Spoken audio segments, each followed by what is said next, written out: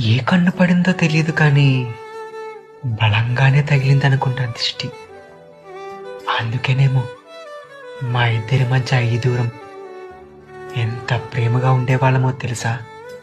కనీసం ఇప్పుడు పలకరింపులు కూడా లేవు మా ఇద్దరి మధ్య. ఎన్నెన్ని మాట్లాడుకునే వాళ్ళమో తెలుసా?